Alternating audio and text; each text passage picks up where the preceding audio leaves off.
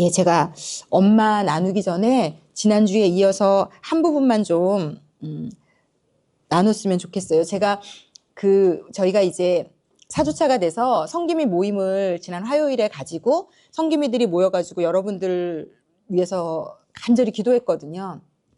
근데 성기미 분들이 막 간증들을 하시는 거예요. 그래서 제가 너무 은혜가 됐어요. 그래서 그러면서 하나님이 좀 오늘 첫 시작할 때 나눴으면 좋겠는 부분을 좀 생각하게 해주셨는데, 여러분 그 남자 아버지 남편이라는 그 남자들에게는 하나님이 주신 게 있어요. 그러니까 그가 자격이 있든지 없든지 주신 게 있어요. 사실 뭐 우리가 자격이 없어도 여자 아내 엄마로 살아가잖아요. 그들도 마찬가지예요. 그 이름 안에는 그런데 뭐가 있냐면 모든 이 땅의 남자들에게 남편 아버지들에게는 자녀를 향한 축복권이 있어요. 축복할 수 있는 권세가 있어요. 근데 제가 이게 약간 잘 입력이 안 됐었거든요. 근데 이제 제가 이 내 아이의 가능성을 믿어라 작년에 이 책에 했는데 이 책에 잠깐 나와요. 아버지의 축복이 얼마나 놀라운지가. 근데 그때는 연결이 되지 않아서 제가 그냥 지나갔는데 이번에 이 남자 아빠 아버지 하면서 이게 확 생각이 나면서 다 연결이 됐어요. 아빠가 자녀들에게 이 예슐리박 선교사님 가정은 매일 저녁마다 이제 가족들끼리 모여서 하루를 마무리를 하는데 축복 기도를 하나님께 감사 기도를 하고 축복 기도를 하는데 먼저는 순서가 아빠가 자녀들에게 손을 얹고 축복 기도를 한대요. 그리고는 이 자녀들이 엄마를 껴안고 엄마를 축복하는 기도를 막 해준대요. 생각만 해도 좋죠. 그리고 나면 마지막에 남편이 아내에게 손을 얹고 기도를 해준대요. 근데 이거를 하는 이유가 뭐냐면 하나님이 이 가정의 가장이요, 머리요, 남자요, 남편, 아버지로 부른 사람들에게는 자기들도 잘 모르지만 그들의 입술에서 축복하는 대로 그 가정의 아내가 복을 받고 자녀가 복을 받을 수 있는 권세가 숨겨져 있다는 거예요. 그래서 이걸 쓰라는 거예요. 쓰게 하라는 거예요. 그런데 제가 우리 왕의 신부책 118쪽 잠깐 또 펴보시겠어요? 제가 여러분의 머리에 뇌리에 이 도표가 살아있었으면 좋겠어요. 하나님이 말씀하시는 이 도표가 118쪽에 보면 뱀 여자 후손 남자 도표 있잖아요. 자, 여기에서 하나 이제 신약으로 넘어오면 이 남자의 머리는 누구라고 성경이 얘기하는지 아시죠? 이 남자의 머리는 누구라고 얘기하시죠? 네. 그러니까 여자의 머리는 남자요, 남자의 머리는 그리스도시라라고 얘기를 해주고 있어요. 그래서 우리 남편들에게 축복권이 있는 이유는 예수님께서는 누구에게 축복을 흘려보내고 계시다? 우리에게 다 주고 계시지만 그 가정에 축복을 흘려보내는 머리로는 누구를 사용하고 계시다? 우리의 남편들이라는 거예요. 남자들이라는 거예요.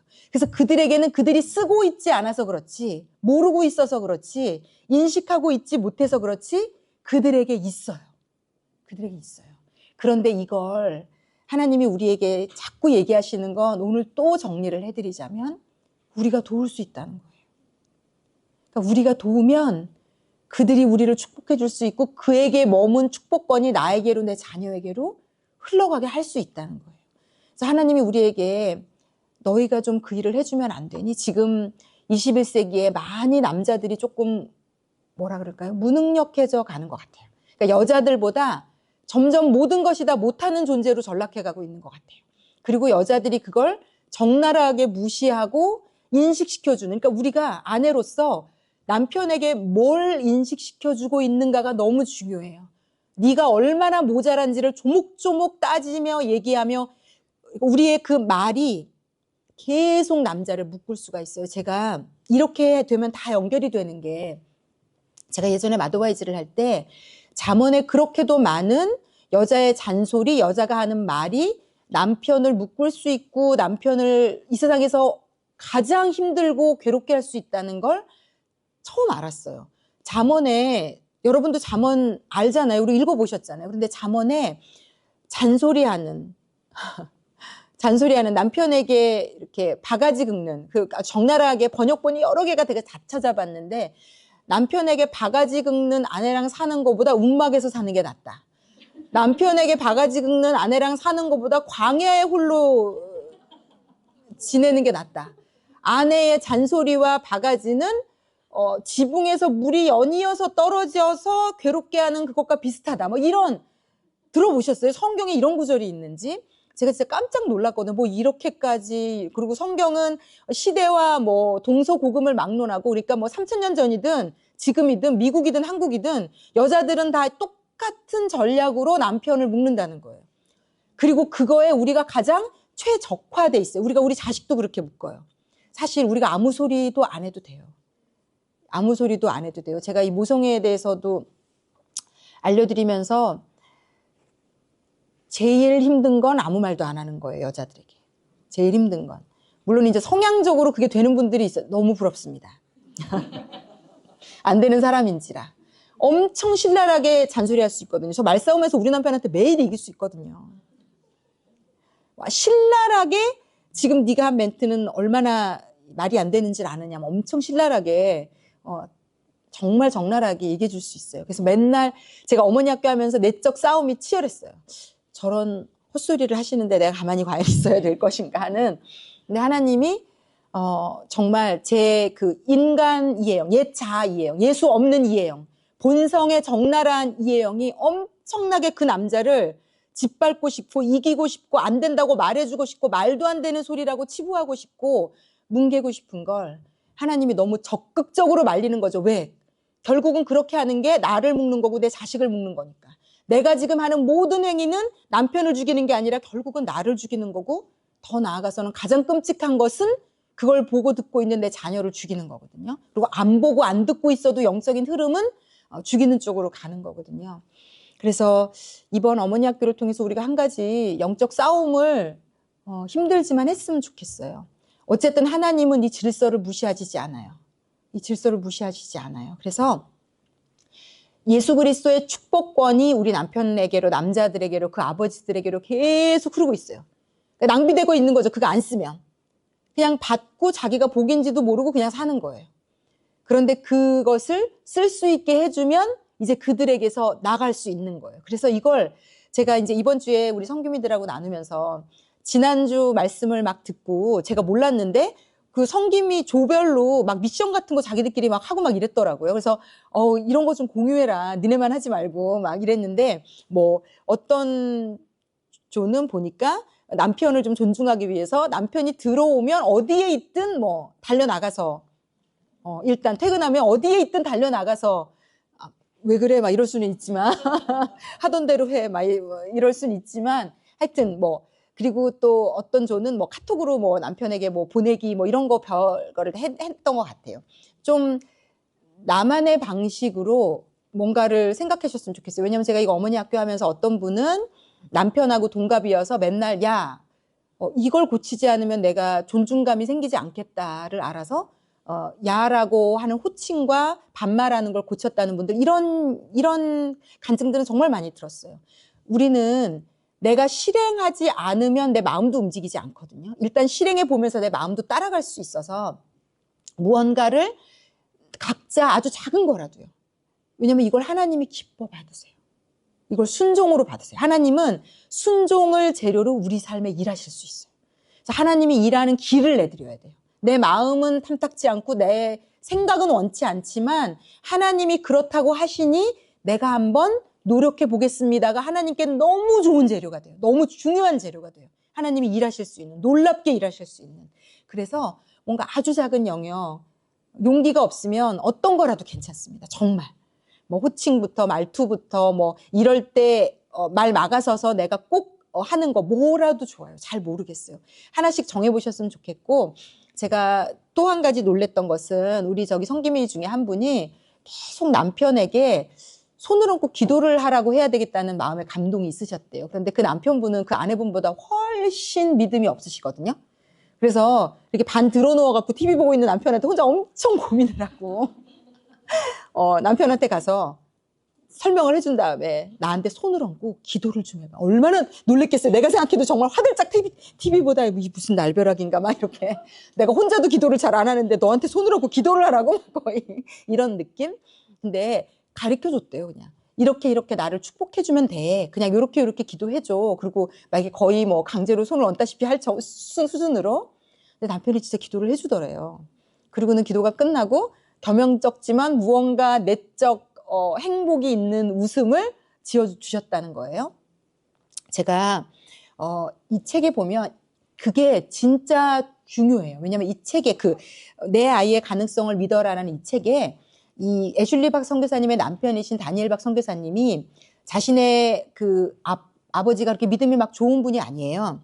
그런데 하나님 이제 이 아버지가 대장암이 걸리셔갖고 투병 중이셨는데 병원에 입원까지 하시게 된 거예요. 이제 너무 상태가 안 좋으셔가지고 그래서 한국에 자기 아버지를 이제 병원으로 뵈러 가면서 하나님께 물어봤대요. 하나님, 이제 아버지가 얼마 안 남은 것 같으니까 제가 제 육신의 아버지를 어떻게 공경하면 좋을까요? 하나님이 부모를 공경하라. 사실은 저에게 이번 기수의 이 책들에게서 순간순간 원래 주제는 아닌데 가장 다가오는 게 부모를 공경하라는 게 굽이굽이 지금 나오거든요. 굉장히 짧게지만 너무 많은 생각을 하게 돼요. 그래서 이거는 제가 하나님이 또 허락하시면 다음번 어머니 학교 때 아마 또 정리해서 나눌 수 있지 않을까. 이게 우리에게 또 너무 중요한 이슈더라고요.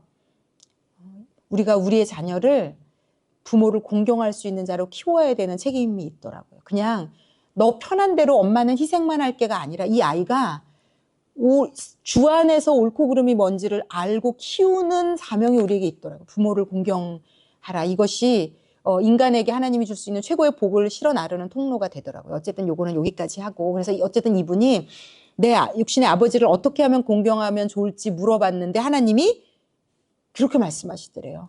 아버지의 축복을 받으라고. 그게 네가 네 아버지를 공경하는 최고의 공경이라고. 근데 그 아버지는 아들보다도 믿음이 훨씬 없는 분이에요. 아들보다 믿음이 훨씬 없는. 그래서 이 아들이 아버지의 병실에 가서 제가 요거는 좀 읽어드리려고 표시해 왔어요. 아버지의 병실에 가서 네,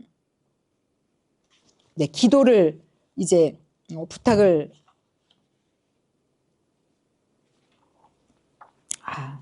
제가 찾은 구절이 네.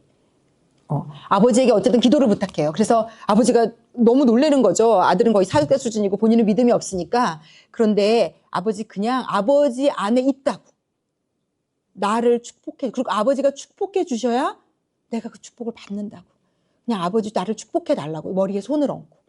그랬더니 그 아버지가 손을 얹고 이 아들을 병실에서 축복해 주시고 너무너무 행복해 하셨다는. 그러면서 이 책에 어떻게 이 아버지에 대해서 얘기를 해주냐면 머리인 가장의 역할은 축복하는 것이구나. 축복의 언어들을 이제 아버지를 통해서 나올 수 있는 것인데 네. 자신에게 자녀를 축복할 수 있는 권세가 주어졌다는 사실을 모른 채 살아가는 아버지들이 있다. 그리고 그 아버지의 축복을 받아본 적이 없는 자녀들도 있다.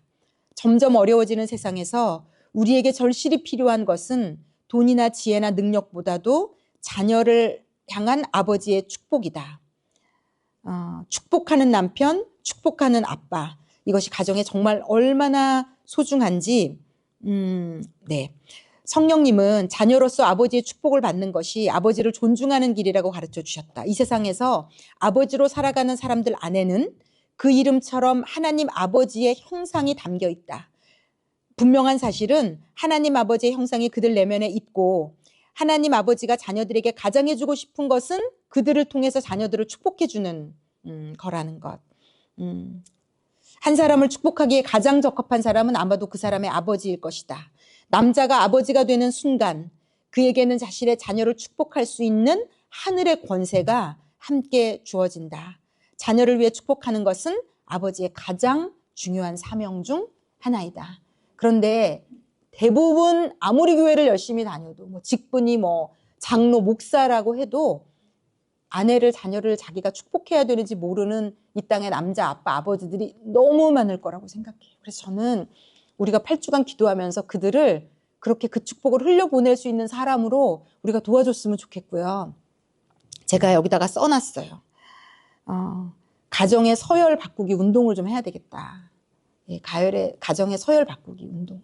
이게 너무 중요하다. 21세기에는 이제 없어요. 그리고 제가 볼 때 90년생, 80년대 후반생부터 90년생 이 뒤로는 그냥 제가 볼 때 거의 없어질 것 같아요. 이제 없어질 것 같아요. 그리고 이런 얘기를 하는 것 자체가 어마무시하게 공격을 받고 말도 안 되는 하나님을 아는 지식을 대적하는 것들이 이제는 보편화가 되는 시대가 올 거예요. 하나님의 말씀이 다 부정당하는 시대가 올 거예요. 말도 안 되는 소리 하고 있다 진짜. 뭐 페미니즘이나 말도 안 되는 이런 것들이 많이 일어날 거고 많은 여자들이 자기 인생의 한을 풀려고 그런 것들을 손을 잡을 거고 허락할 거고 그리고 그럴수록 가정의 기초가 흔들리고 무너지고 깨질 거예요. 제가 이걸 지금 전한 이 모든 8주의 말씀을 5월에 몽골에 가서 그대로 전할 거거든요. 그런데 엄청나게 몽골 땅의 어머니들은 더 힘들 거예요. 왜냐하면 그 땅은 공산 정권이 들어오면서 일부러 공산 정권을 전복시키지 못하게 하려고 남자들을 키우지 않았어요. 쿠데타를 못 일으키게 하려고. 남자들을 무능하고 아무것도 못하는 인간으로 교육도 시키지 않고 모든 고위간직은 다 여자로 채용하고 고학력자들은 다 여자로 만들고 그래서 제가 90년대 초반에 처음으로 몽골 땅을 밟았을 때 길거리에서 술 먹고 취해 있고 당구 치고 노는 정말로 쓰레기 같은 인생을 살게 만든 남자들이 그런데 제가 충격을 받았잖아요. 그게 정부에서 정책적으로 남자들을 저렇게 만들었다는 걸. 여러분 이게요. 그러면 여자들이 능력이 있고 모든 걸 다 잡고 있고 똑똑하고 장난 아니거든요. 제가 말씀드렸잖아요. 집에 대학을 보낼 사람이 한 명 있으면 몽골은 여자를 보낸다고. 그런데 저는 하나님의 질서가 정말 맞다고 여기는 건 그래서 몽골은 너무 불행해요, 여러분. 제가 갈 때마다 느껴요. 그래서 제가 이제 이걸 가지고 가서 우리랑은 완전히 반대로 지금 살아가고 있던 땅에 이 질서를 얼마나 영적 싸움이 치열할까요? 저 정말 그런데 너무 기대가 돼요. 너무 기대가 돼요. 하나님의 질서가 없는 나라에 이 질서가 예수 믿는 몇 명만을 통해서라도 이루어질 때 특히 이제 이 영상을 지금 몽골에 있는 저희 몽골 올리브 교회의 그 목사님과 사모 부부가 열심히 또 사모가 열심히 막 이 영상을 듣거든요. 은혜를 받으면서. 그런데 제가 이 영상을 빌어서 오늘 너무 얘기하고 싶네요. 하나님이 그 사모님을 통해서 그 몽골 교회의 여자들을 일으키실 거예요. 네, 그 일을 감당하게 도우려고 제가 가는 거예요. 결국은 언젠가는 제가 몽골을 안 갈 건데 안 가는 날은 이제 그 사모가 다 해도 되는 날이 오면 제가 안 가게 될 거라고 생각하고 이제 아직까지는 도우라고 갈 건데 절대로 여러분 여자가 똑똑해서 모든 것을 잡고 있는 것이 남자의 축복권을 막고 내가 그 자리를 차지하고 있는 것이 그 가정의 절대로 축복이 아니라는 거, 축복이 흘러갈 수 없게 만드는 거라는 거. 그래서 어찌되었건 그런데 우리가 돕는 배필로 그 역할을 할 수 있다는 거. 정말 모든 자들의 중간에서 우리가 기도하고 무릎 꿇고 바뀌면 우리의 남편의 축복이 흘러올 수 있도록 만드는 거고 그러면 그 축복이 결국은 우리 자녀에게로 가는. 그래서 저도 제가 이제 저희 남편은 지금 꿈에도 생각지 못하고 있겠지만 그가 저를 축복해주는 그날을 지금 기도하면서 좀 준비를 하고 저도 좀 부탁해보고 이렇게 좀 하려고 하는데 여러분 우리 모두 각자에게 마음 문을 여시면 남편에게 네가 이렇게 시작했으면 좋겠다라는 시작점을 하나님이 주시는 게 있을 거라고 생각해요. 그래서 하나님께 꼭 물어보시고 꼭 한번 실천해 보시기를 진심으로 축복합니다. 그 남자가 그 남자 안에 있어요. 여러분 제가 결혼 예비학교를 하면 할 때마다 얘기를 해요. 우리는 원석으로 만난다고. 내가 너 같은 인간을 만나서 이렇게 사는 거야. 아니요. 우리는 다 원석으로 만나요. 그래서 누구를 만나느냐에 따라서 그 원석이 바뀌어져 갈 수 있어요. 제가 너무 성경적인 예화라고 생각해요. 바보 온달과 평강공주. 진짜예요. 곰곰이 생각해 보면요. 우리가 그렇게 만들 수 있는 힘을 하나님은 주셨다고 성경에서 계속 얘기하고 있는 거고요. 그는 원래 바보가 아니라는 거예요. 그 안에 감추어져 있는데 있다는 거예요. 그걸 우리가 믿어야 돼요. 여러분 믿음이라는 것은 바라는 것들의 실상이요 보이지 않는 것들의 증거인데 하나님이 지난주에 말씀하셨잖아요. 네 믿음대로 되리라. 우리가 우리 남편에게 어떻게 믿고 행동하는 것에 따라서 그 남편이 나에게 줄 수 있는 게 바뀔 수 있다는 거예요. 그가 그 원석이 바뀌어갈 수 있다는 거예요. 우리가 한심하게 생각하는 그것들이 변화되고 바뀌어갈 수 있다는 거예요. 그런데 스스로는 될 수 없다는 거예요. 얘야 네가 도와야 된단다. 우리에게 말씀하고 계시다는 거예요. 그래서 저는 이거 잊지 않으셨으면 좋겠어요. 이 약발이 정말 그래서 기도할 거예요, 여러분. 이 약발이 빨리 안 떨어지게 하기 위해서 우리가 기도합시다. 정말 저는 이 모임만큼 중요한 게 우리가 기도하는 모임에 다 오셔서 기도했으면 좋겠어요. 우리가 부르짖어 이 땅에서 풀면 하나님이 하늘에서 푼다고 약속하고 계셔서 어떻게 하나님이 하시나 우리 봅시다. 하나님이 하신다고 하셔서 저희가 합니다. 하나님 저희의 삶에 보여주시고 알려달라고 약속하셨으니 찾고 두드리고 뭐죠? 구할 테니 하나님이 해주시는 것을 저희가 보게 해달라고 제가 기도했으면 좋겠습니다. 그래서 어찌되었건 가정의 서열 바꾸기 운동을 이 그림의 질서대로 저도 여러분 생각해 보세요. 아내가 목사라고 한번 생각해 보세요, 여러분. 안쓰러워요, 제가 볼 때 저희 남편.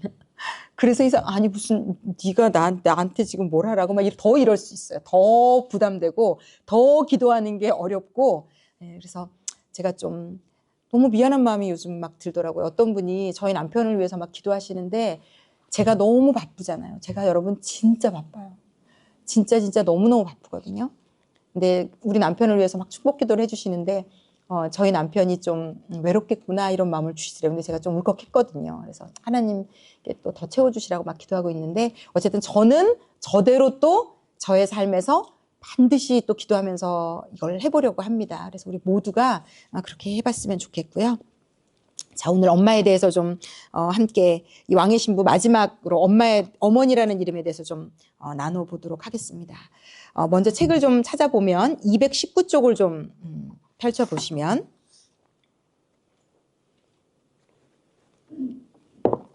자, 219쪽에 보면 아담이 하나님이 에덴 동산에서 이제 아담을 쫓아내는 것을 이제 그 심판을 하신 뒤에 아담이 하와에게 이름을 지어줘요.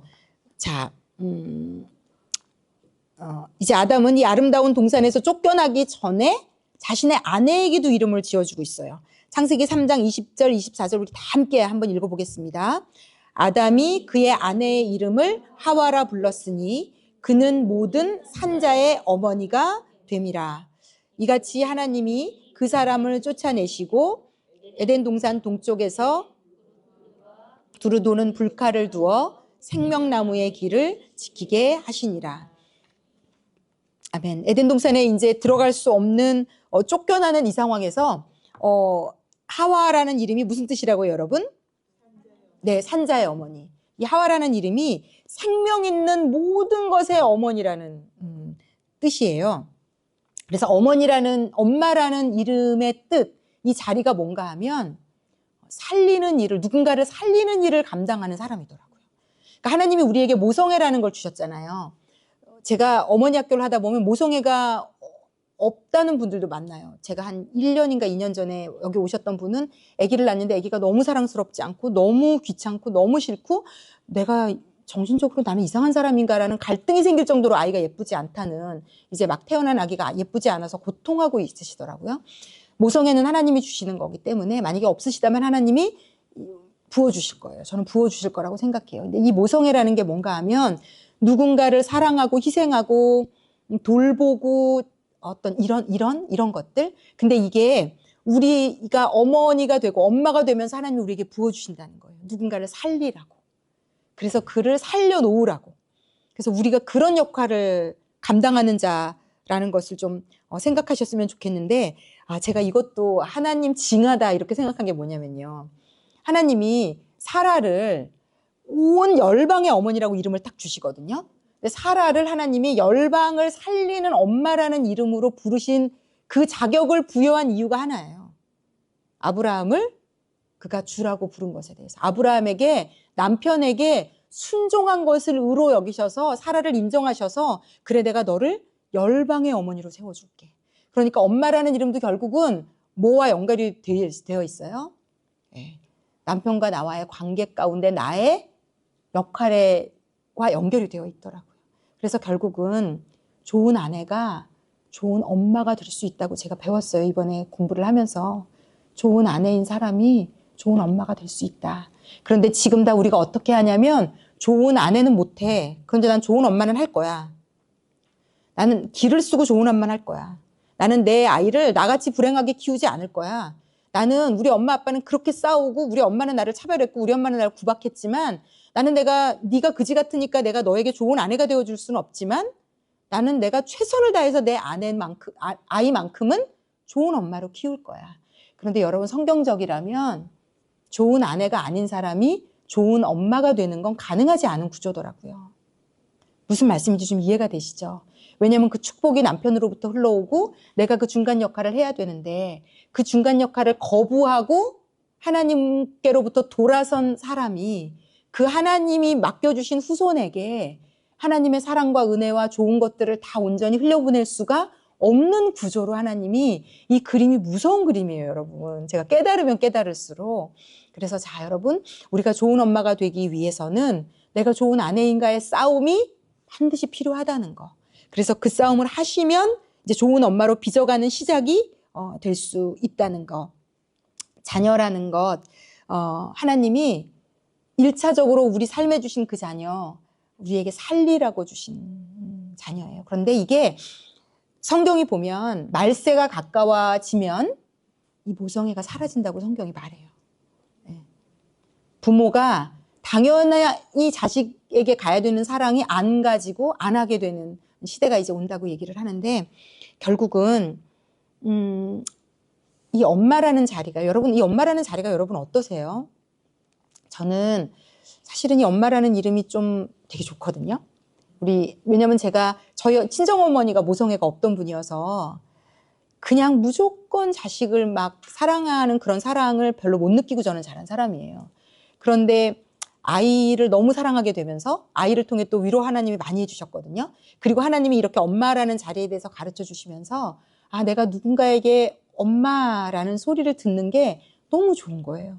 그리고 제가 그 엄마라는 이름 안에 있는 책임을 너무 다 하고 싶은 거예요. 근데 여러분, 우리 안에는요, 우리에게 맡겨주신 그 아이를 살릴 수 있는 권세가 다 있어요. 살릴 수 있는. 그런데 이게 어떻게 살리느냐의 싸움이에요. 자, 여러분, 이 세상에 지식이 있고요. 하나님이 지식이 있어요. 하나님은 뭐라고 우리에게 얘기하시냐면 너희는 이 세대를 어떻게 하라고요? 아시는 분들 있죠? 어떻게 하라고요? 본받지 말고. 엄마가 이 세대에 쩔어 있으면 우리는 아이를 살릴 수가 없어요. 지금 21세기 트렌드, 좋다는 거, 높아져야 되고 돈 벌어야 되고 명예가 있어야 되고 인정받아야 되고 이건 완전 세상 방식이에요. 100% 세상 방식이에요. 그런데 예수를 믿으면서도 자녀를 양육하는 모든 우리의 지식이 다 세상 거예요. 썩어 있고 죽어 있고 더럽혀져 있어요. 이 욕심을 내 안에 두고 기도까지 해가면서 애를 키우는, 제가 예전에도 예를 드렸지만 이런 마인드로 자식을 키우면요 결국 얘를 살릴 수가 없어요. 교회에서 키워도 얘를 살릴 수가 없어요. 애들이 알아요. 우리 엄마가 나에게 지금 생명을 주고 있는지 세상 마인드를 가지고 나를, 교회도 약간, 여러분 교회 안에서도 세상 방식으로 아이를 키울 수 있어요. 교회를 가는 것 하나, 교회에서 뭐 타는 것 하나, 애들이 교회에 몸을 두고 있다는 게 우리의 만족이 되시면 안 돼요. 제가 말씀드리잖아요. 아이들이 대학교 이제 고등학교 고학년에 다 교회를 떠나는 시대가 왔어요. 3%가, 청년 대학생 3%가 남는데요. 10명이 교회를 다녔으면 우리의 자녀들 중에 3명 남는다는 거예요. 그러니까 진짜 믿음을 가지고 교회를 다니는 애들 3명보다 적을 거예요. 그래서 이 세대를 본받는 그 마인드 그대로 교회를 다니면서 아이를 키우시면 안 돼요. 저는 많은 대안학교, 제가 예전에 저희 성김이셨던 분이 이제 대안학교가 초반에 이루어질 때 헌신하셨던 분이 있거든요. 교회에서 세운 대안학교예요. 모든 아이들이 다 교회 다니는 엄마들의 자녀들이에요. 그런데 이 엄마들의 어머니 모임에서 내 아이에게 이득인 것은 어떻게 하든지 안 하려고 하고 내 아이에게 불이익이 오는 건 어떻게든지 안 하려고 싸우고, 교장 선생님에게 좀 못마땅한 게 생기면 자기들끼리 끊임없이 그 교장을 크리틱하고 비판하고 정죄하면서 다른 사람으로 바꿔야 되고, 내 이해 득실에 의해서 모든 걸 판단하고 생각하는, 그러니까 기준이 다르면, 썩어 있으면, 하나님의 것이 아니면 교회 안에서 키우는 게 능사가 아닐 수 있어요. 아이들은 우리를 보고 배워요. 성경에 여기 이 책에 제가 제일 충격적이었던 게 뭐냐면 아이를 사역자와 교사들 좋은 사람 만나서 키우고 싶으시죠. 교회에 믿음 좋은 사역자 만났으면 좋겠고 믿음 좋은 선생님 우리 위해서 우리 선생님은 연락 안 하지. 물론 그걸 잘한다고 제가 얘기하는 건 아니지만 여기 이 책에 신랄하게 한 챕터에 제가 그것도 나누고 싶은데 너무 이게 이렇게 다 하면 안 그래도 지금 시간을 많이 쓰고 있는데 이 안에 그렇게 나와 있어요. 이 예슐리 박이라는 분이 초등부 교사인데 초등부 교사로 애들이 너무 예쁜 거예요. 그래서 애들이랑 친해지고 막 이러면서 막 기도하면서 이 아이를 잘 키우기 위해서는 엄마한테 이런 얘기를 해야 되는데 이런 막 고민을 하고 있는데 하나님이 이분에게 그렇게 얘기하시더래요. 그 부모에게서 네가 그 아이를 뺏지 말라고. 내가 그 아이는 너에게 준 영혼이 아니라 누구에게 줬다고요? 그 가정이 그 엄마에게 줬다고. 내 책임이에요. 그 아이를 키우는 건 여러분.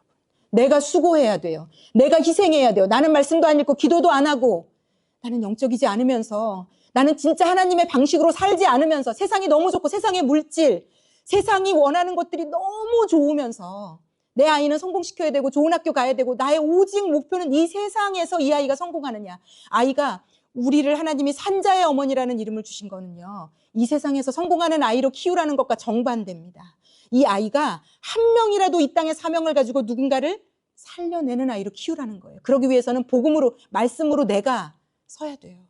예수님의 기준이 내 기준이 돼야 돼요. 예수님은 잘 나가고 잘 되고 인정받고 성공하고 높여지고 좋은 거 걸치고 입고 먹고 이런 거에 그렇게 관심이 많은 분이 아니에요. 이걸 하지 말아라가 아니에요. 이게 전부가 된 인생에게 하나님 일하실 수 없어요. 네. 그래서 우리 아이를 키우는 그 고된 여정은 하나님이 우리에게 주셨어요. 엄마라는 이름 안에 내가 겪어야 돼요, 여러분. 그걸 선생님 잘 만나서 사역자 잘 만나서 떼다 미는 것으로 내 책임을 다했다고 착각하시지만 제가 이 책 보고 깜짝 놀랐어요. 선생님하고 있는 이분에게 그 자녀를 그 어머니에게서 네가 훔치지 말라고. 그 자녀를 진짜 양육하고 사랑하고 먹이고 입힐 모든 지혜와 능력은 내가 그 부모에게 줬다고. 그 엄마에게, 여러분에게 있어요. 여러분 자녀를 제가 아까 아버지라는 이름 안에 남편이라는 이름 안에 아내를 축복하고 자녀를 축복하는 권세가 그가 안 써서 그렇지 그 안에 있다 그랬잖아요. 마찬가지예요. 내 아이를 진짜로 내가 일일이 모든 걸 다 가르치라는 얘기가 아니에요. 그 아이를 진짜로 인내하고 눈물을 흘리고 고통하며 씨름하며 그 아이를 끌어안고 울며 웃으며 걸어가야 되는 본질적인 가장 큰 사명자는 엄마라는 거예요. 그 엄마라는 이름 안에 여러분 그래서요 사단은요 이 엄마라는 이름에 성실하지 못하게 해요 우리를. 이 엄마라는 이름을 대충 여기게 만들고요. 내 자아 실현, 돈을 벌고 내 자아를 실현하는 거, 내 존재감을 누리는 거, 내 재능, 내 은사, 내 것을 내가 맛보고 누리는 쪽으로 나를 끊임없이 끌어내요. 그래서 아이에게 줄 마음의 시간, 질적인 아이에게 줘야 되는 어떤 것들을 못 주게 여러분 나중에 피눈물을 흘리실 수 있습니다. 이 아이를 진짜로 이 아이를 제대로 영적으로 혼육을 키울 수 있는 존재는 엄마입니다. 엄마 안에 엄마라는 이름 안에 우리가 하나님 앞에 온전히 무릎 꿇으면 하나님 제가 뭐 해야 될까요? 제가 뭘 해야 될까요? 하나님께 물으시면 하나님 말씀하실 거예요. 뭘 하라고? 뭘 하라고? 어떻게 하라고? 심지어 어떤 분들에게는 지금 하고 있는 그 직장 그 일을 그만둬라라고까지 말씀하실 수 있어요. 그 정도로 이 엄마라는 이름은 무겁고 대단히 놀라운 역할이고요. 우리가 이 역할을 엄마로서 잘 감당할 때 하늘에서 놀라운 상급이 있을 거예요. 이 엄마라는 자리는 희생과 헌신과 손해와 자아의 죽음을 통과하지 않으면 감당이 안 되는 자리였더라고요. 저도 지금 막 깨달으면서 너무 그런데 지금 저희 아이가 이제 25살이 돼서 하나님이 제가 지난번에도 잠깐 간증했지만 제가 이 간증을 해야 되나 말아야 되나 너무 내 아이를 팔아서 내 아이가 너무 네. 근데 제가 또 감사한 건 제가 저희 아이들한테 그랬어요. 저희 아들이 이 어머니 학교 영상은 아직 안 들었는데 어렸을 때 이 수학 얘기 한 줄 알면 기절할 건데 근데 제가 놀란 건 뭐냐면요.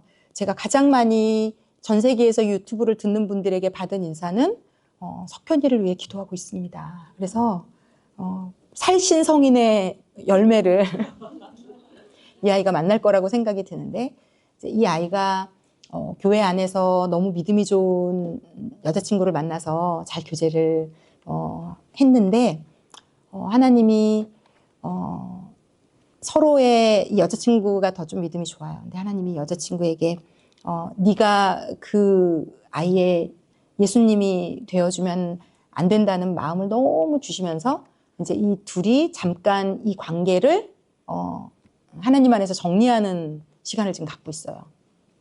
제가 너무 감사했어요. 하나님이 처음 만난 사람과 다 결혼을 시키지 않거든요. 그래서 어떤 관계든 관계를 맺고 그 관계가 건강하게 마무리가 되고 그럴 수 있어요. 주 안에서. 엄청 제가 간절히 바라면서 기도했던 지점인데 모르겠어요. 이 친구랑 결혼할 수도 있고 안 할 수도 있어요. 그것도 저는 온전히 하나님께 다 맡겼는데 지금 이 과정을 굉장히 건강하게 주 안에서 잘 보내고 있어요. 그래서 둘이 지금 이제 더 각자의 삶에서 예수님을 더 알아가자. 그래서 이제 저희 아이도 지금까지 하나님 안에서 이 아이가 많이 좀 떠나 있었거든요. 여자친구 뒤에 숨어가지고 그냥 대충 신앙생활하고. 근데 이제 이 아이가 정신을 번쩍 차렸어요, 지금. 그런데 하나님이 저에게 말씀하셨어요. 지금 이때다. 그 아이의 인생에 적극적으로 개입하렴.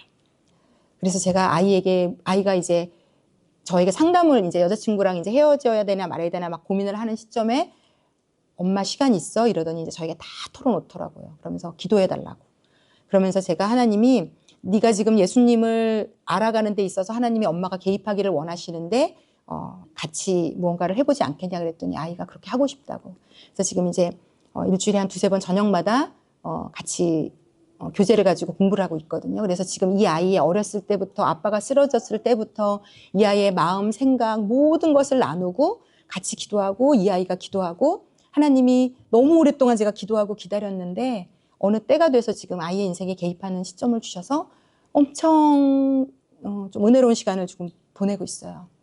여러분, 이제 제가 목사니까 또 제가 아마 할 수 있는 영역이 어떤 좀 다를 수 있을 수 있으나 아니요, 여러분의 삶에 여러분이 살려내야 되는 여러분의 몫이 있어요. 물론 하나님은 여러분이 안 하면 저 같은 사역자를 통해서 그 아이를 살릴 거예요.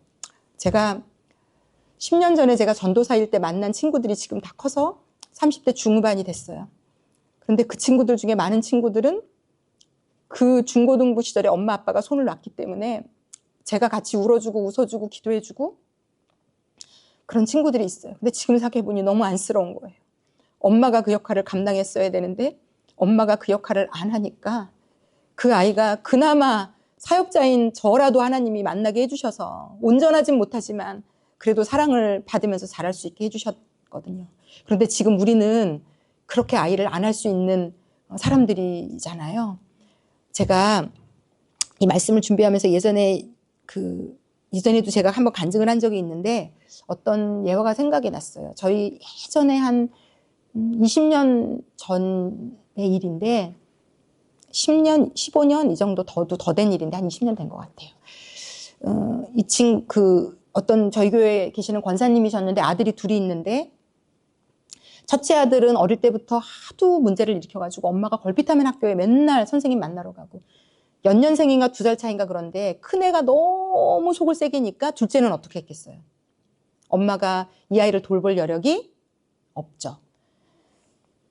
그러니까 이게 되게 딜레마예요, 여러분. 근데 그러니까 이 둘째는 또 엄마가 너무 힘들어하고 맨날 울고 형 때문에 고통을 하는 걸 보면 이 아이들은 보통 본능적으로 어떻게 하게 되냐면 엄마가 힘든 걸 보기 싫은 마음이 아이들 안에 있어요.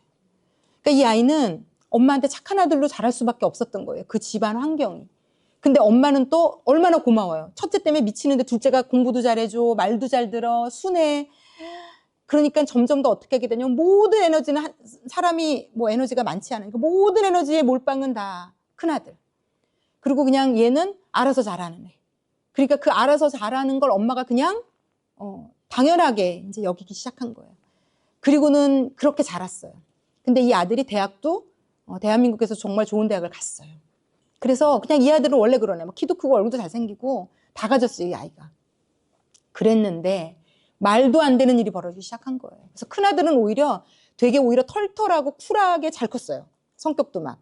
그래서 결혼도 잘하고 애도 낳고 잘 살아요. 그런데 꿈에도 생각하지 않았던 이 둘째가 문제를 일으키기 시작했어요. 그 좋은 대학을 갔는데 이 아이가 1학년을 마치고인가 학교를 안 가기 시작하는 거예요. 방 안에 폐인처럼 들어가서 한 발자국도 나오지 않기 시작하는 거예요. 거의 폐인처럼 엄마가 너 오늘 학교 안 가니? 안 가.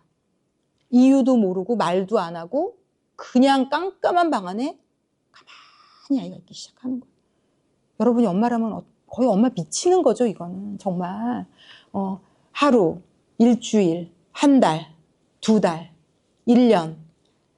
아이가 꿈쩍도 안 하는 거예요. 그러니까 이 아버지 굉장히 나름 좀 잘 나가는 어떤 명예직을 가진 분이었는데 아빠들은 이런 거 못 참거든요. 너희 새끼 이리 나오라 그래가지고 막 애가 이제 화장실 가는데 붙들고 거의 애를 막 패려고 막 아버지가 그러는데 이 엄마 엄청 기도하는 분이세요. 저한테 그러더라고요. 예전에 몽골에 같이 복음회를 하러 갔다 오는데 비행기 안에서 저한테 목사님 매일 아침 일어나서 아이의 방문을 열 때마다 너무 무서워요. 오늘도 이 아이가 아무 데도 안 나가고 방에 널브러져 있으면 어떡하지? 매일 기도하는 마음으로 문을 여는데 매일매일이 똑같은데 목사님 너무 두려워요. 이 아이가 이러다 잘못될까 봐. 매일매일 하나님 앞에 눈물로 기도하는데 하나님 제가 언제까지 이 아이를 기다리면서 기도해야 됩니까? 라고 하나님하고 씨름하게 된다는 거예요. 근데 이 아버지는 못 참고 너희 새끼 가만히 안 둔다고 막 애를 패려고 그러는데 그 중간을 막아서서 여보 이 아이 때리지 말라고 엄마가 막 막아서서 나를 대신 때리라고 차라리 막 이러면서 엄마가 막 막아주고 참아주고 근데 어느 날 아침 일찍 이 아이가 방에 없는 거예요. 그래서 무슨 일인가 했는데 아침 일찍 전화가 왔대요, 이 아이에게. 그래서 어머, 너 어디야? 그랬더니 아이가 그렇게 얘기하더라고요. 엄마, 너무 힘들어서 죽으려고 바닷가를 왔거든? 그런데 내가 엄마 때문에 못 들어갔어. 이 아이가 그러더래요. 엄마의 그 기도가 이 아이를 붙잡은 거예요. 살린 거예요.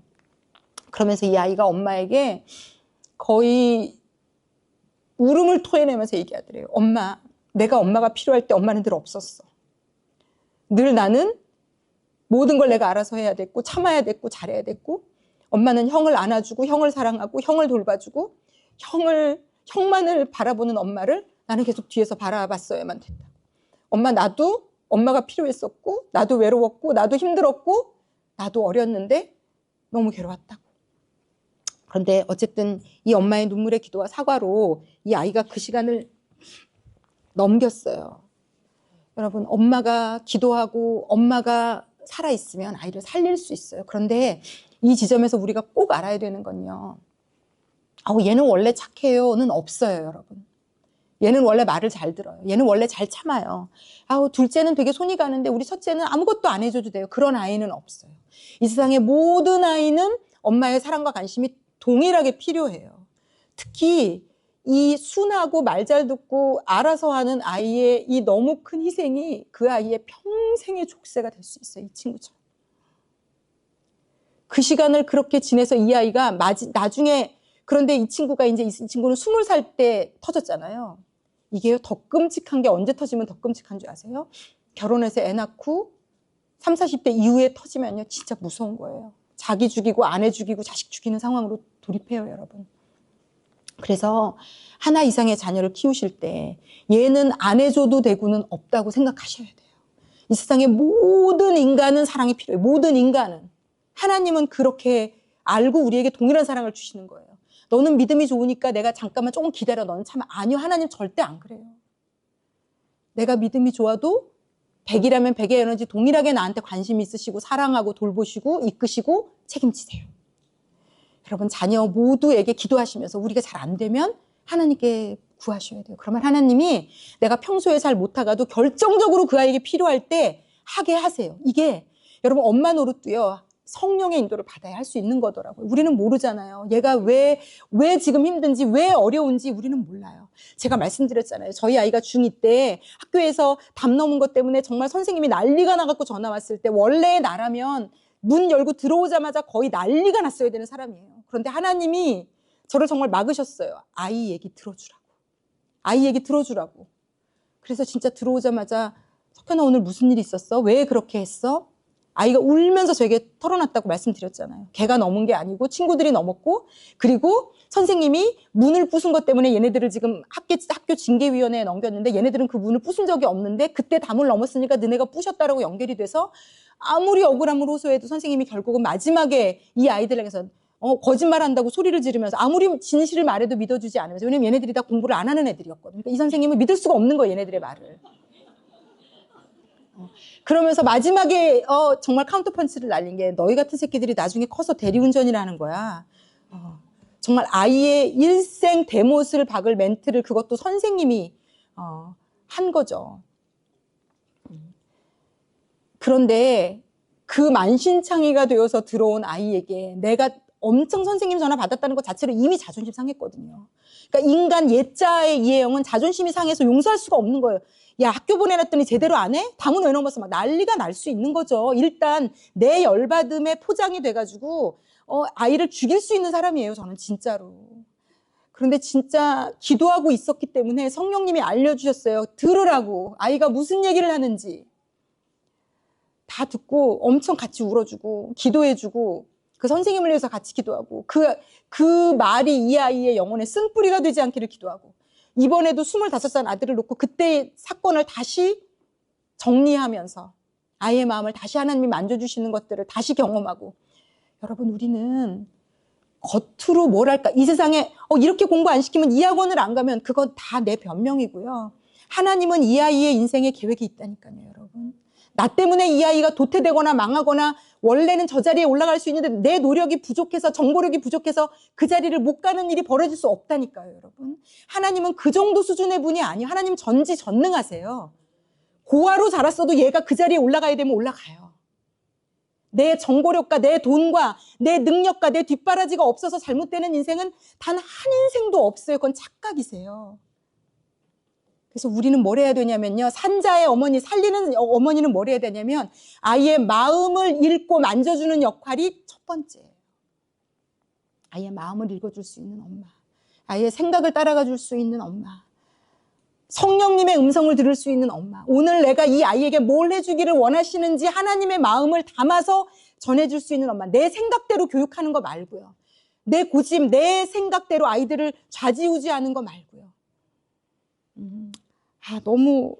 너무 제가 정말 하나님 앞에 무릎 꿇는 이 아이를 하나님께 올려드리는, 결국은 그래서요, 늘 정말 했던 얘기인데 우리가 이 아이들 예수 잘 믿는 아이로 키우셔야 돼요. 그런데 이게 예수 잘 믿는 게 교회 선생님과 사역자에게 아까도 말씀드리지만 전적으로 맡겨서 나는 그거 하나 잘하면 얘가 어떻게 얻어 걸려서 잘 되겠지? 아니요, 그렇지 않아요. 그렇지 않아요. 가장 많은 시간을 보낸 내가 가장 영향력이 있다고 보시면 돼요.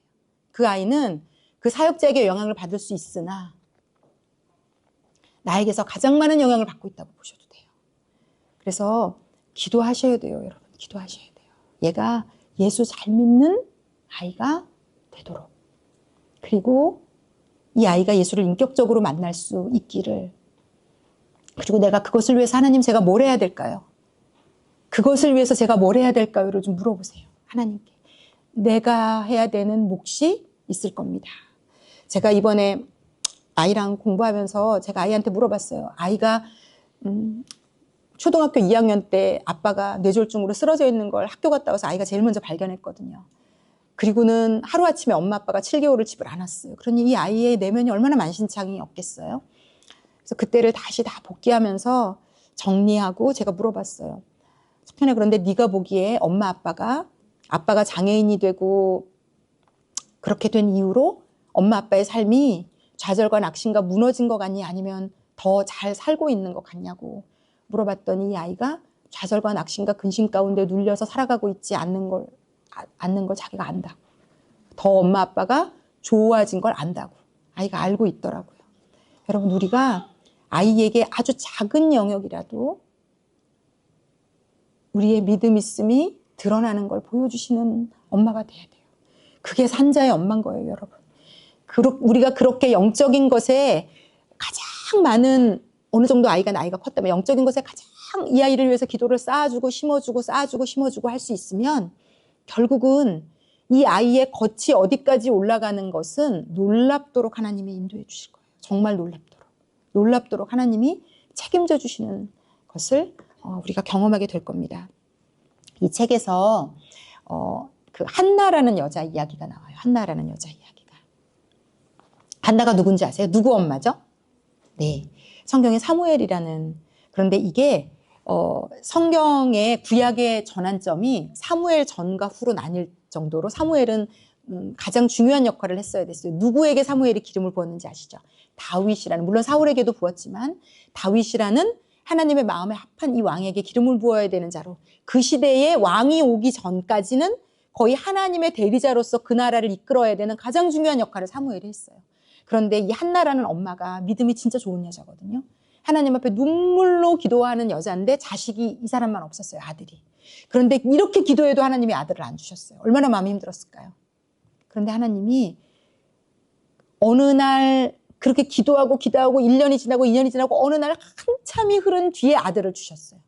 그런데 하나님은 한나의 기도를 들으셨지만 그때 아들을 주실 수밖에 없었어요. 그 이유는 뭐냐면 그 시대에 사무엘이 필요했거든요.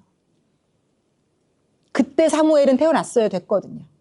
그런데 놀라운 게 뭐냐면요, 한나가 사무엘을 기다리느라고 하나님 앞에 엄청 기도하면서 씨름하는 오랜 시간을 가졌잖아요.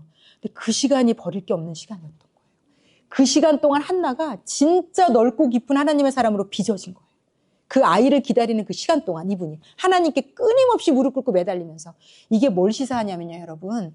첫 번째는요, 우리 아이들도요, 여러분의 태중에 하나님이 맡겨주신 그 아이는 그때 태어났어야 돼서 하나님이 그때 맡겨주신 거예요.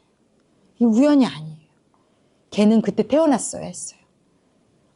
그렇게 조심을 했건만 그때 태어났어요. 그때 태어났어야 돼요, 그 아이는. 진짜로 그래요. 그때 반드시 태어났어야 되는 하나님 아버지의 사정과 마음과 꿈과 계획을 갖고 그 아이는 이 땅에 왔어요. 이게 첫 번째. 두 번째는요, 이 땅에요, 이 아이만이 할 수 있는 영역이 그래서 확실히 있고요, 여러분. 확실히 있고요. 그리고 두 번째는요, 이 아이가 한나는 이 아이가 태어나지 않아서 그 시간 동안 기도하면서 빚어졌잖아요. 근데 한나는 그 이후에 사무엘을 젖을 떼자마자 성전에다 갖다 바쳤어요. 그러니까 이분은 사무엘하고는 씨름을 한 일이 없고요. 젖을 떼자마자. 그런데 어떻게 얻은 아들인데 제가 이제 이번에 묵상하면서 확실히 이해가 됐어요. 이분이 그 시간 동안 하나님하고 소통하면서 이분이, 나중에 읽어보세요. 여기 한나의 기도가 나오거든요. 신학자들이요. 놀라운 기도라고 얘기해요. 3000년 전에 일개 한 어떤 작은 데서 태어난 이 여자가 어떻게 지금 신학자들도 연구해야 되는 이 놀라운 고백을 이 한 여자가 이렇게 고백했을 수 있을까? 목사도 못할 고백을, 제사장도 못하는 고백을 한 일개 아무것도 모르는 여자가 하나님의 높고 위대하심을 놀라움은 놀랍도록 고백을 해요. 그런데 이 여자가 이렇게까지 성장한 시간이 그 사무엘을 달라고 애쓰며 하나님 앞에 매일 나가며 눈물 흘리는 동안 이 여자의 영성이 갖춰졌거든요. 엄마로서의 이 영성이. 그런데 그러고는 그랬기 때문에 이분이 어떻게 얻은 아들인데 저 떼자마자 바로 성전에다 갖다 그냥 어떻게 이렇게 했지? 했는데 당연히 그럴 수 있었던 거예요. 왜냐하면 이 사무엘의 엄마는요, 그래서 어떻게 이 엄마라는 이름이 확대됐냐면 열방의 어머니의 마음으로 확대된 거예요. 내 자식만 자식이 아니고 하나님이 이 땅에 주신 자녀들을 영혼에 품을 수 있는, 물론 그 이후로 하나님이 자녀를 많이 주셨어요. 한나에게 축복을 주셔서. 그런데 이 사람은 하나님 나라의 어머니의 마음으로 이 어머니의 이 크기가 확장됐더라고요. 그런데 하나님은 이제 우리들은요, 이 아이를 키우고 씨름하면서 이 어머니의 어떤 크기로 확장될 거예요. 하나님과의 관계가 열릴 거예요. 그래서 자녀에게 생긴 문제들을 하나님 앞으로 가지고 나오는 걸 주저하지 마시고 자녀에게 문제가 생긴 걸 두려워하지 마세요. 기도하는 엄마가 있는 한 이 아이의 인생은 사는 길로 가게 되어 있습니다. 그래서 이걸 믿으시고 그리고 하나님이 이 아이는 하나님이 책임질 거고요. 그러면 이 아이의 인생에 굽이굽이 기도하고 씨름하는 가운데 결국 하나님은 뭘 하고 계시는가? 나를 빚어가고 계시다는 거. 나를 영적으로 넓고 큰 이 아이만의 엄마가 아니라 이 책의 마지막 이 뒤에 끝부분 챕터 모든 것은요. 열방의 어머니로 자란 여자들의 이야기예요. 다. 내 자식 하나 감당하지 못해갖고 죽었다 살았다 하면서 죄 묻은 그 마음으로 이 아이를 통해서 남편에게 못 받은 사랑, 부모에게 못 받은 사랑을 자식에게 받아보려고 이 아이에게 네가 나한테, 내가 너를 키웠으면 네가 나한테 이 정도는 사랑을 줘야 되지 않니? 예. 진짜 엄마는 여기서도 죽어야 되는 거더라고요. 아이에게 사랑을 받고자 하는 욕심. 예수님은 사람을 기대하지 않으셨기 때문에 이 땅에 오셔서 주시기만 했어요. 사랑도. 우리가 예수님의 사랑으로 채워지면 사실 우리는 흘려보내는 자예요. 그냥 흘려보내는 자. 그 아이에게 뭐 삐질 것도 없고 서운해할 것도 없고 나한테 사랑을 달라고 목맬 것도 없고 저렇게 지 아내한테는 잘하면서 엄마한테는 막 이럴 것도 없고 뭐 누구한테 하는 거 엄마한테 이만큼 이런 말도 안 되는 멘트 날릴 필요도 없고 내가 너를 어떻게 키웠는데 어떻게 키우냐 하나님이 우리를 어떻게 키웠는데 지금 예 그런 멘트 할 필요도 없고 우리는 맡겨주신 자로 산자의 어머니로 살리는 역할을 잘 쓰임 받으면서 하나님과 더 친해지고 왕의 신부로 더 빚어지고 그 엄마로서의 보람과 기쁨을 계속 하나님 만나게 하실 거예요. 요즘 제가 지금까지 쌓아온 기도를 조금 응답을 제 아들과 교제하면서 만나는 것 같아서 요즘 저희 아들이 집에 들어와서 엄마 아빠를 대하는 태도, 눈빛, 특히 아빠에 대해서 너무 많이 바뀌었어요. 아빠에 대해서도 하나님이 너무 대화할 수 있는 시간을 주셔서 엄마 나도 아빠한테 잘해드리고 싶어. 그래서 그러면 이렇게 한 가지만 실천해보지 않을래? 알겠어 엄마 그거 해볼게.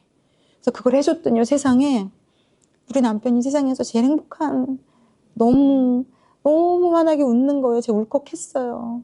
그래서 그 역할을 하는 자가 내가 맞구나. 그리고 기도했어야 됐구나. 그리고 그 기도가 쌓여서 언젠가 응답이 되는구나. 여러분에게 격려해드리고 싶어요.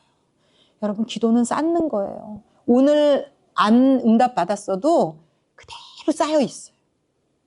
이자가 붙기 시작해요, 여러분. 그래서 어느 날 우리가 그 기도를 만나는 날이 와요. 우리가 엄마로서 저는 죽을 때까지 기도를 쌓았으면 좋겠어요. 우리 아이들을 위해서. 그 아이가 이 세상에서 어떻게 사는지에 대한 기도는 많이 안 하셔도 돼요. 주 안에서 어떻게 사는 자를 위해서 기도를 쌓아주세요. 그 아이가 하나님과 직통으로 소통할 수 있고 하나님께 기도할 수 있고 말씀 읽을 수 있고 예배 드릴 수 있으면요. 다 가진 거예요. 여러분. 진짜 다 가진 거예요. 다 가진 거예요.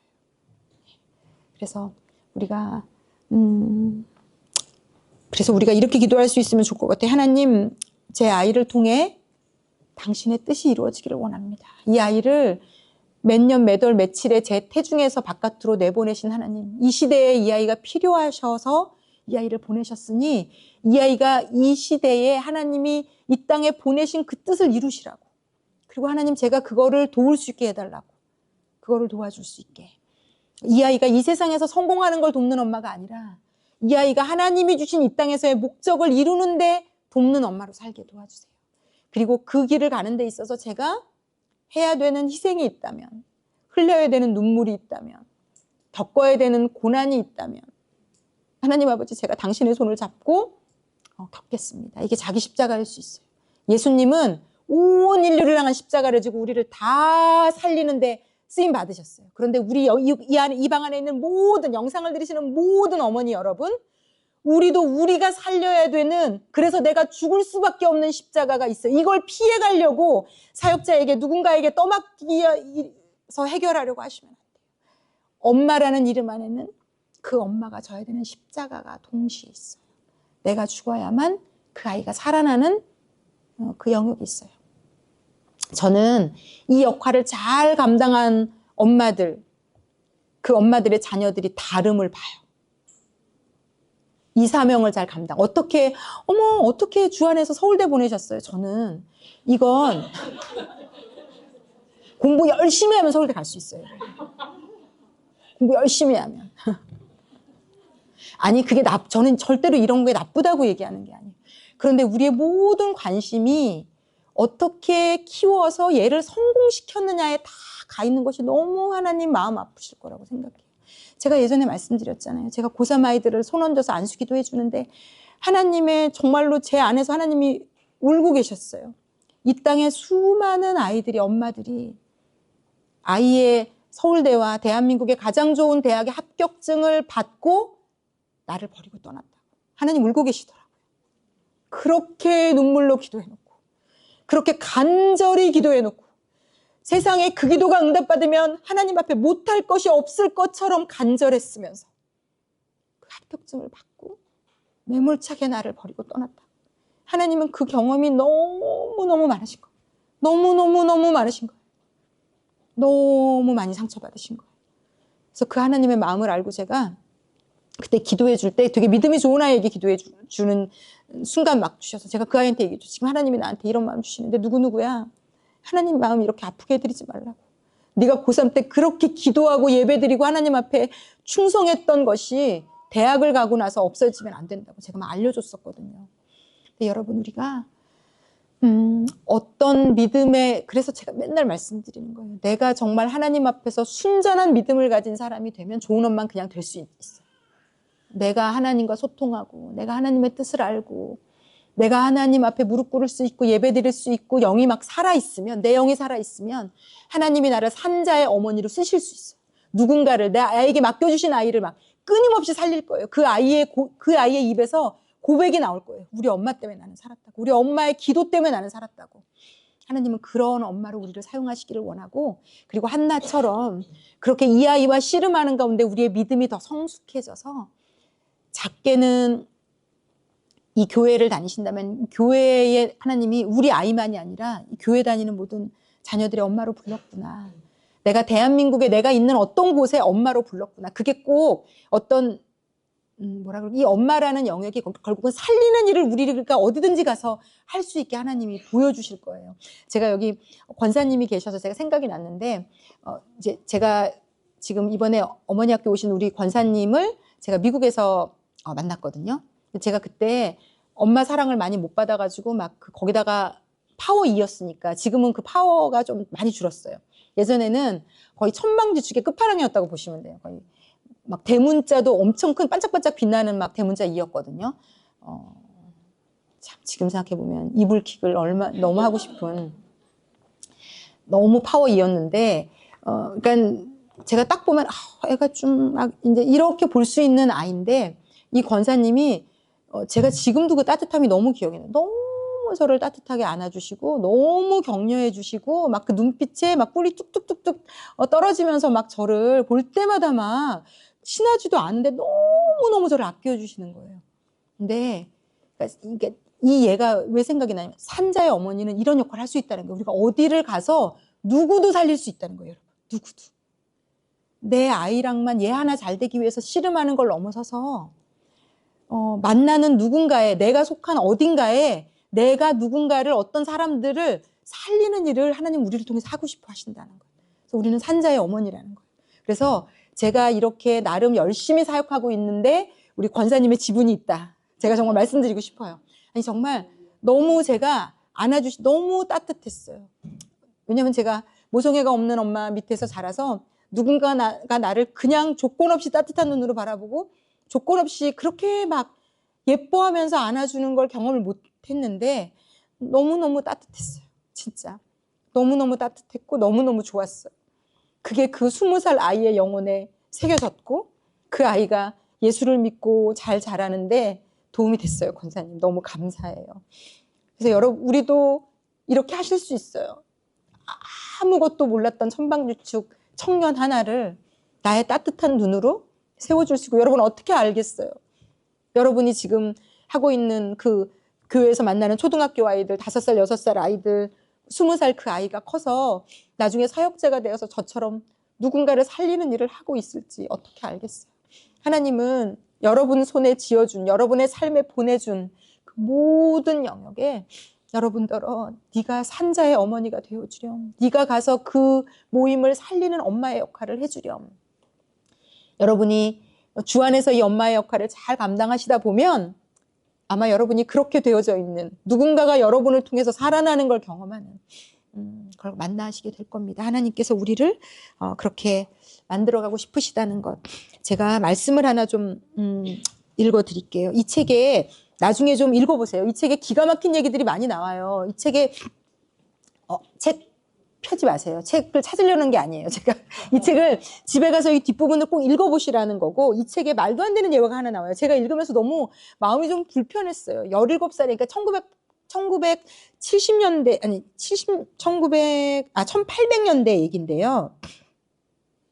네. 1891년도에 태어나신 분 얘긴데, 이분이 17살에, 이제 그때는 일찍 시집 갈 때잖아요. 17살에 시집을 갔는데, 남편이 시집을 갔더니 바람이 나가지고 집을 나가버린 거예요.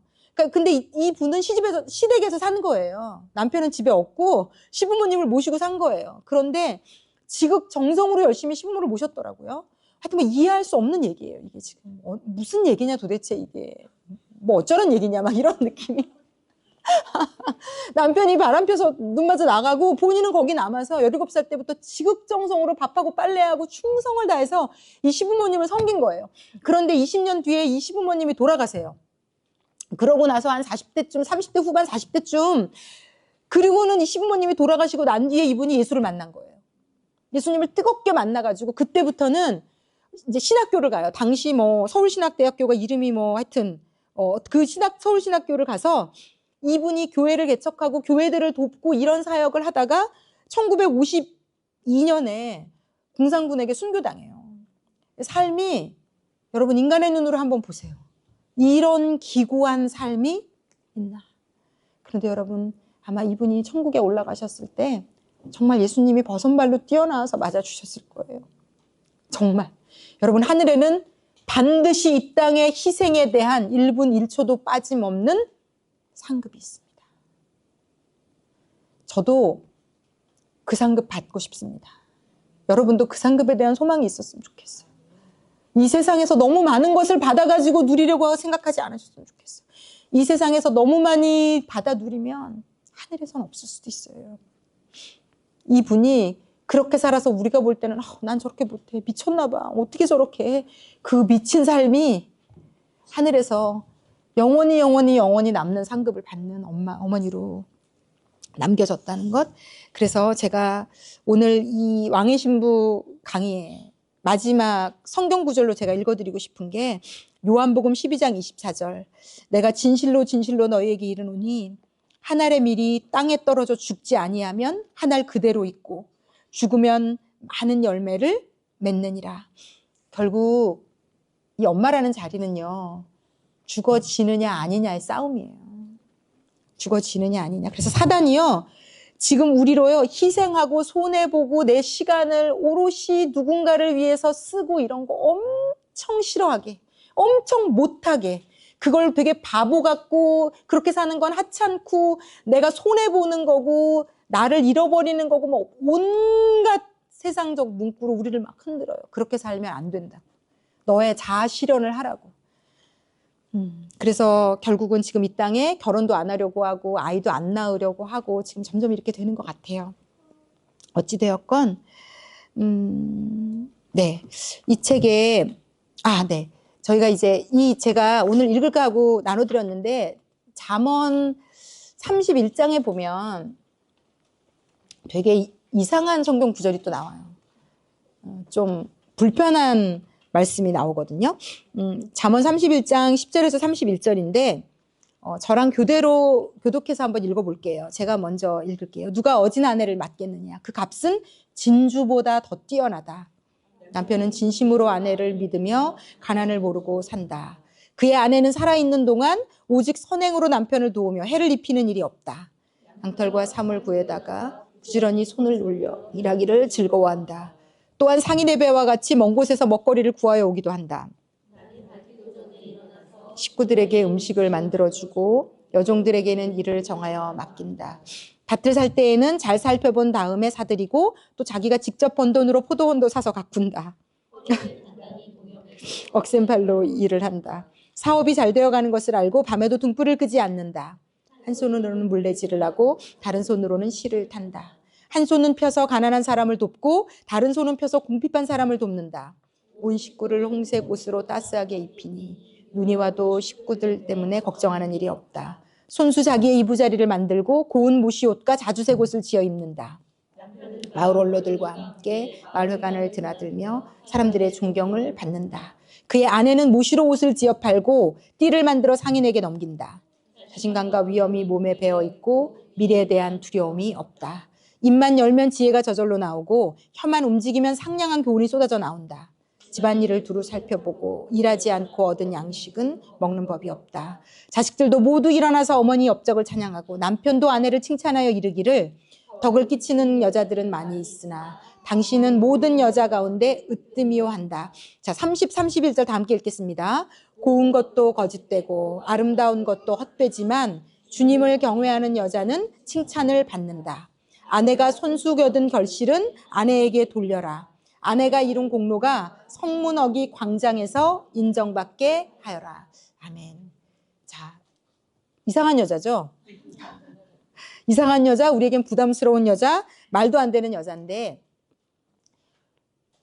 이게 하나님이 우리에게 주고 싶은 말씀인 것 같은 게 뭐냐면 여자, 아내, 엄마라는 이름 안에는 우리에게 맡겨주신 이 가정의 모든 것을 감당할, 살릴 수 있는 능력이 있다, 없다? 있다는 거예요, 여러분.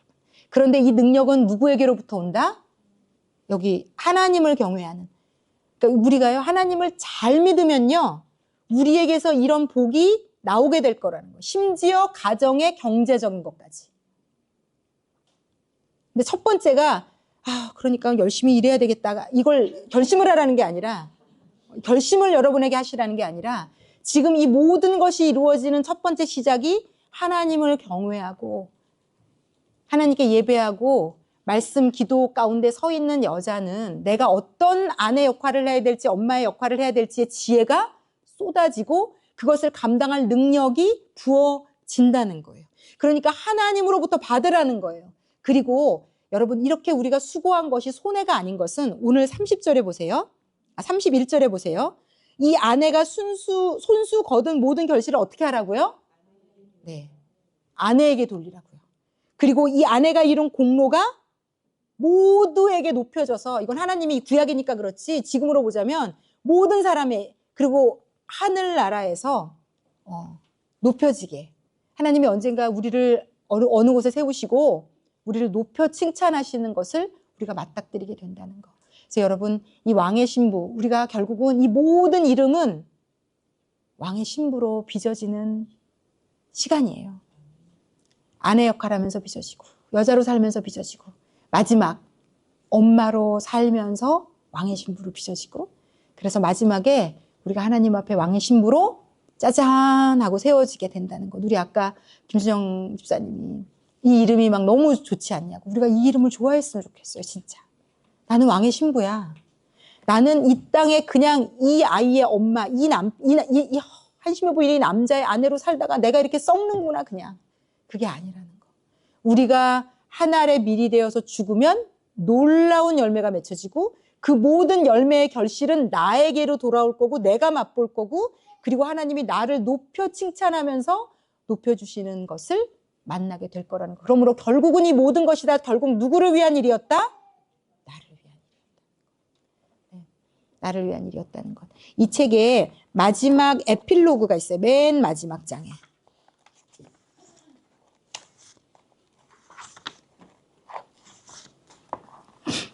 마지막 장에 에필로그가 있어요. 273쪽이에요. 자, 이 마지막 오늘 마무리하겠습니다. 이 책을. 273쪽입니다. 여자로 태어나 가장 감사한 것이 무엇이냐고 누군가 내게 묻는다면 나는 서슴없이 대답할 것이다. 신부라는 이름을 마음껏 사용할 수 있는 특권이라고. 신부라는 이름 안에는 하나님이 창조하신 세상을 죄로부터 회복시키고 원래의 온전한 모습으로 완성시키고자 하는 하나님의 꿈이 들어있는 것 같다. 앞으로의 남은 인생에 한 가지 소망이 있다면 그리스도의 영광스러운 신부가 되는 것이고 한 남자의 온전한 신부가 되는 것이다. 이를 위해서 치러야 하는 대가가 있다면 어떤 수고나 희생도 가치 있는 것임을 믿는다. 언젠가 남편이 읽는 책의 표지를 보니 제목이 Queen of Suffering이에요. 뜻으로 이었다. 그 고귀하고 아름답고 눈부신 퀸의 이미지와 고난이 어울리지 않는다는 생각에 고개를 갸우뚱했다. 무슨 저런 퀸이 다 있담? 고난을 받는 퀸이라면 이 세상에 어느 누가 그런 퀸이 되고 싶어 할까? 그런데 고난받은 어느 퀸이 생각났다. 세상에서 겪을 수 있는 가장 극심한 고난을 당했으나 마침내 이기고 승리하여 만왕의 왕이 되신 예수님. 그분이 바로 고난의 왕이셨다. 그분의 신부라면 어떤 이름으로 불릴까? 고난의 퀸, 예수님이 고난의 왕이셨고 그분의 신부가 고난의 퀸이어야 하는 이유는 그들의 킹덤을 되찾아오는 전쟁이 아직도 계속되고 있기 때문일 것이다. 우리가 남편을 세우고 자녀를 세우는 이 전쟁이 계속되고 있기 때문에 우리가 때로는 고난의 기도로 살아야 된다는 겁니다. 킹덤을 되찾는 승리의 그 순간까지 이 땅에서 전쟁을 치르는 이들의 모습은 어떠할까? 자, 그 산상수훈 말씀까지는 다 같이 읽겠습니다. 심령이 가난하고 애통하고 온유하고 의에 줄이고 목마르며 긍휼함이 넘쳐 흐르고 마음이 청결하고 화평하게 하고 의를 위하여 박해를 받고 모욕을 당하는 모습이다. 이렇게 살아가야 된다는 거죠. 자, 마지막 밑에서 275쪽 밑에서 두 번째 줄부터 다시 읽을게요. 고난의 퀸과 같았던 한국이 이제 영광스러운 퀸의 모습으로 온 세상에 드러날 때가 되었을까? 가족을 위해 자신을 희생하며 끝까지 견디고 이겨낸 한국 여성들의 아름다운 모습이 드러날 때가 되었는지도 모른다. 그래서 하나님이 우리에게 기도를 시키시는지도 모르겠어요. 그저 앞을 향하여 한 발 한 발 움직이던 본들이 마침내 마지막 선까지 온 것인지도 모르겠다. 이제 마지막 발자국의 움직임에 온 세상이 달라진다. 이제 나의 마지막 한 발자국은 우리 모두에게 한 발자국은 무엇일까? 남편을 격려해주는 나의 말 한마디가 아이들의 마음을 헤아리고 그들을 품어주는 나의 몸동작 하나 속에 어쩌면 그 한 발자국이 숨어 있을지도 모르겠다. 그리고 우리가 이 땅에서 이 아내, 엄마의 자리를 잘 감당하고 나면 한 발자국 더 나가면 뭐라고 얘기한다고요? 마침내 퀸이 등장한다. 그래서 우리는 왕의 신부의 자리에서 예수님을 만나게 될 겁니다.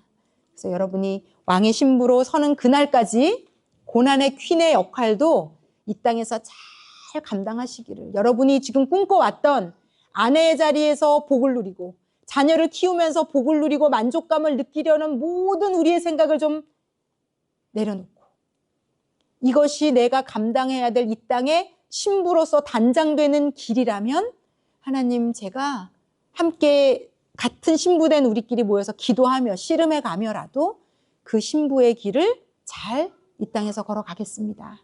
그래서 아름다운 신부로 빚어져서 나중에 여자라는 이름도 벗어버리고 엄마라는 이름도 벗어버리고 아내라는 이름도 벗어버리고 우리 각자의 이름으로 하나님 앞에 설 때는 그 이름을 가지고 왕의 신부로 서게 될 겁니다. 그때 우리가 이 땅에서 하나님의 손을 잡고 했던 이 모든 수고가 다 보상받는다는 거예요. 아니, 하나님이 그거보다 먼저 이 땅에서도 굽이굽이 보상해 주실 거예요. 그 공로를 그 아내에게 돌려라. 그 엄마에게 돌려라. 그래서 그 남편과 아이의 입에서 우리의 아내 때문에, 엄마의 믿음 때문에 우리 가정이 지금 이렇게 왔노라고, 그 여자가 중간에서 돕는 배필의 역할을 잘해서 이 가정이 다 살았노라고, 우리 가정에 사단이 오는 통로를 엄마가 자신의 온몸으로 가로막아 기도하며 막아내었노라고, 그래서 우리가 지금 이런 것들을 누리게 되었노라고 얘기할 수 있는 그런 여자요, 아내요, 엄마로 살아가시는 저와 여러분이 다 되시기를 예수님의 이름으로 축원합니다. 아멘. 우리 기도하겠습니다. 기도하실 때 하나님 아버지, 저를 누군가를 살리라는 이름을 주셨는지 제가 몰랐습니다.